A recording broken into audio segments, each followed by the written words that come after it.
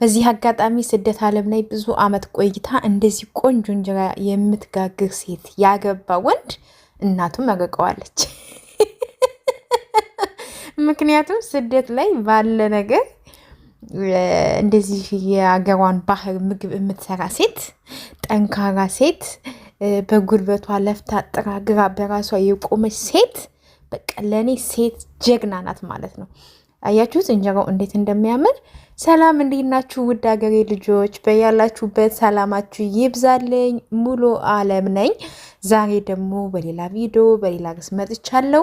የዛሬ ቪዲዮ የሚሆነው እንግዲህ ከርዕሴ እንደምትመለከቱት ዛሬ ሰንበት ነው፣ እንዲሁም ደብረ ዘይት ነው። እንኳን አደረሳችሁ የክርስቲያን እምነት ተከታዮች በሙሉ እንዲሁም ደግሞ ሙስሊም እህት ወንድሞቼ፣ ያው እናንተ ጾም ትንሽ ነው የቀረው። እንኳን አደረሳችሁ ለኢድ ለማለት ያብቃኝ፣ እዛ ያድርሳችሁ በሰላም። እንዲሁም ደግሞ ጦርነት ብዙ ነገር እየሰማን ነው በየአካባቢው በየዙሪያውና ሁላችሁም ፈጣሪ ከክፉ ነገር ይጠብቃችሁ፣ አሜን በሩ። እንግዲህ ዛሬ ደግሞ ምሳ ልሰራ ፈልጌ፣ በነገራችን ላይ ይሄን ቪዲዮ የቀረጽኩት ትናንት ቅዳሜ ዕለት ነው። እናም እንጀራ ከጋግርኩ በጣም 2 ወር 3 ወር ይሆነኛል። ጋግሬ አላቅም። በጣም ነበረ እንጀራ የሚያምረኝ እያማረኝም ነበረ። ምክንያቱም እንደምታዩት እኔ ምጣድ ነበረኝና ምጣድ ተበላሽቶብኝ መጥበሻው ማለት ነው። እሱን ጣርኩትና ሌላ አዲስ መጥበሻ ገዛው። ግን ምንም እንጀራውን ሊያወጣልኝ አልቻለም። ከዛ እንደ አጋጣሚ በፊት የቆየች ትንጥዬ መጥበሻ ማለት ያው የሴትዬ መጥበሻ ይች እንደምታዩት፣ ቆይ እስኪ መጥበሻው ነው ወይስ ከሊጡ ነው ብዬ ያን አዲሱን የገዛሁትን መጥበሻ ትቼ በዚህ ስጋግር እንደዚህ ቆንጆ እንጀራ ወጥቶልኛል። በዚህ አጋጣሚ አዲስ መጥበሻ ተገዝቶ እንጀራ እንዴት ነው የሚወጣላችሁ? ወይስ ደግሞ መጥበሻው ይለያያል? ወረዲ ይሄ መጥበሻና አዲሱ መጥበሻ ይለያያሉ። ግን ያ ቆንጆ በቃ ለስልስ ያለ የሚያምር ነው። ግን እንጀራ ሊያወጣልኝ አልቻለም። ከዛም እንጀራ ከጋገርኩ በኋላ በዚች መጥበሻ ነው እንጀራ የጋገርኩት። ተልባ አማረኝ። ተልባ ለመጀመሪያ ጊዜ ተልባ ወጥ እኛ ሀገር በሀገራችን ባህል በገብስ ዱቄት ተልባ ወጥ ይሰራል። በጣም ነው የሚጣፍጠው፣ በጣም ማለት ነው። ያው እኔ ያየሁትን ያደኩበትን ነው የምነግራችሁ፣ የሌለውበትን የማላውቀውን ነገር ልነግራችሁ አልችልም። እና በአፈላሉ ወጥ ይባላል እና ዱቄት ትንሽዬ ነው የሚጨመረው፣ አረበረዛ ተልባ ነው እና እንዴት እንደሚጣፍጥ እንዴት ምን ልበላችሁ፣ በቃ በጣም ነው የሚጣፍጠውና ከዛ ትናንትና ቆይ እስኪ ዱቄት ባይኖረኝ ተልባ ወጥ ልስራ ብዬ ሚዲያ ላይ አይቼ ነው ተልባ ወጥ እንዴት እንደሚሰራ። እኔ እህታችሁ ደግሞ ያው ምን ልበላችሁ አልዋሻችሁም። ዛሬ ማለት እነግራችኋለሁ። ዝም ብላችሁ ተከታተሉኝ፣ ቪዲዮን ላይክ አድርጉት። እንግዲህ እዚህ ጋር እንደምታዩት ቆንጆ ወጥ ሰርቻለሁ። በድልህ ነው የሰራሁት። ድንች አልጫ ሰርቻለሁ። ድንች አልጫውና እንጀራው ዋው ነው። ተልባ ወጡ ግን ሚዲያ ላይ አየው። አንድ ምንም ቻናል መሰራችሁ ያየሁት ምርጡ ገበታ ነው። ምን ገበታ የሚባላለት ፌስቡክ ላይ ብቻ ቪዲዮ እየሰራ የስጋ ወጥ አሰራር፣ ድንች አልጫ፣ ቀይ ወጥ ምናምን የተለያየ ምግቦች ይሰራል እና ከሱ አይቼ ነው የተልባ ወጥ አሰራር የሚለውን አይቼ እኔ የሰራሁት ማለት ነው። የተልባ ወጥ እንዳልኳችሁ እናቴ ናት እንጂ የምትሰራልኝ እኔ ሰርቼ አላውቅም። አረበዛ ደግሞ ተልባ ካለኝ ተልባ ፍትፍት ወይም ደግሞ አጥቅሼ በእንጀራ ተልባውን ቆላለሁ፣ ፈጫለሁ። ከዛ ቃሪያ፣ ሽንኩርት፣ ቲማቲም አድርጌ ልክ እንደ ሱፍ ፍትፍት ወይም ደግሞ እንዲሁ በእንጀራ አጥቅሼ ልበላው እችላለሁ። ከዛ እኔ እህታችሁ ደግሞ ምን አደረግኩ መሰላችሁ? ይሄ የምታዩትን ሁሉ ተልባ፣ ይህንን የምታዩትን በሙሉ ተልባ እናንተ እኔ ትናንት ምንኛ ነው ያልኩት? በቃ ተልባ ለካ ተደፋብኝ እዚህ ጋር። ተልባ ውሃ ያነሳል። እንግዲህ ይሄን እንደዚህ ምን የመሰለ እንደዚህ ቆንጆ ስክስ ሰርቼ እዩት እስኪ እንዴት እንደሚያምር በእናታችሁ።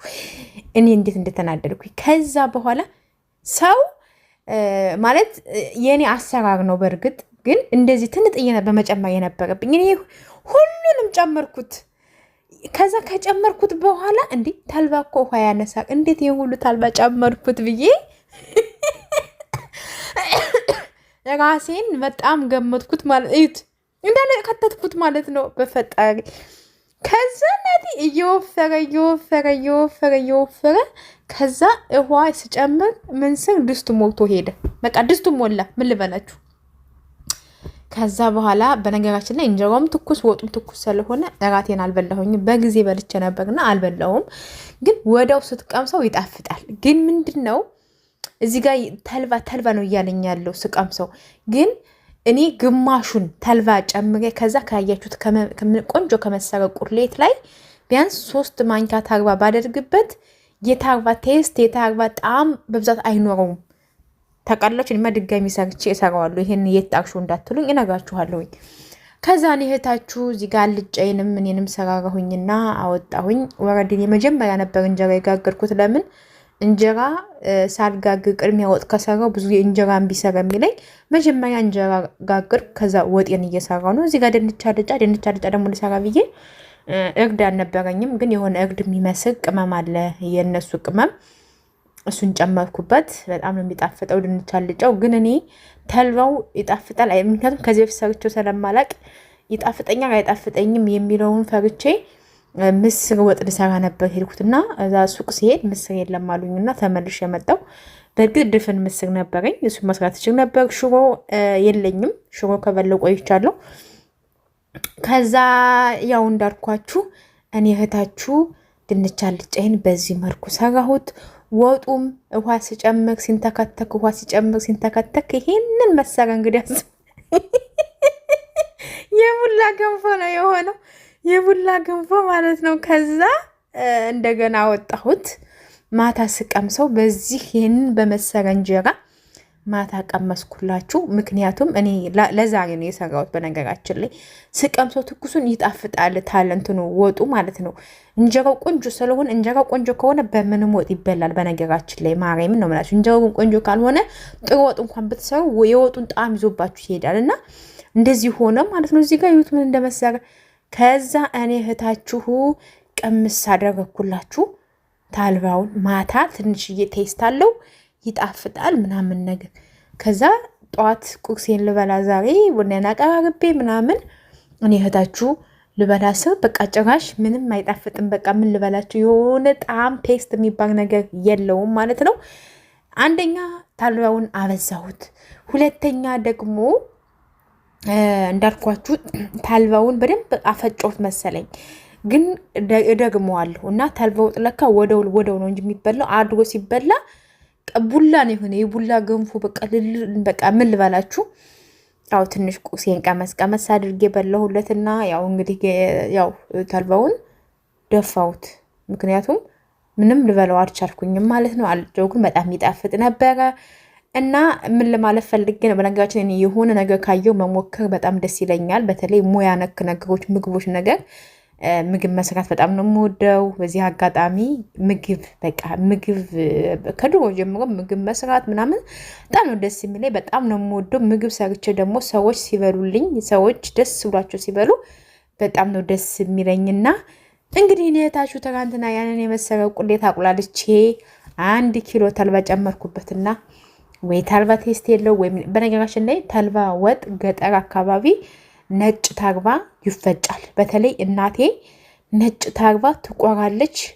ከዛ እንትን አለ ይሄ በሶ ብላ ትጨምርበታለች። ጨው አድርጋ በመደቆሻ ነው የሚደቆሰው ማለት ነው። እኛ በቃ ልጥልጥ ብሎ ይደቆሳል።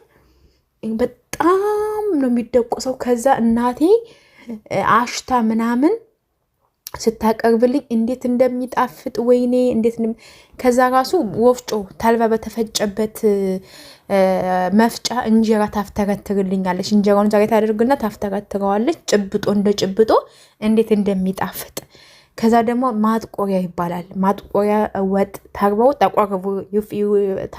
ጠቋር ተብሎ ይቆላና እሱ ደግሞ ድንች ወጥም ስሪ ምንም ስሪ እግዚአብሔር ማጥቆሪያ ወጥ ከተባለ ታልባ ይሄ በርበሬ ነክ ነገር አይጨመርም።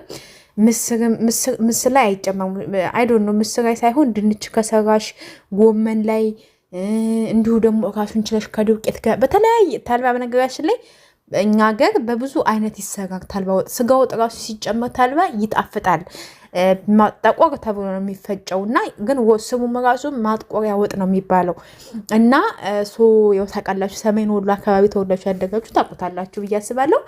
እና እኔ ከዛ ወይኔ እናቴ አንቺ እኮ ምንም አድርገሽ ብትሰሪው ይጣፍጥ ነበረ ብዬ እናቴን ናፈቅሺ በሚለው እንግዲህ ዛሬ የሰራሁት ወጥ አልተሳካም። ሌላው ነገር ተሳክቶልኛል። ያው ግን ደግሞ እኔ ያየሁትን ነገር መስራት ከቻልኩኝ ለመሞከር ወደ ኋላ አልልም።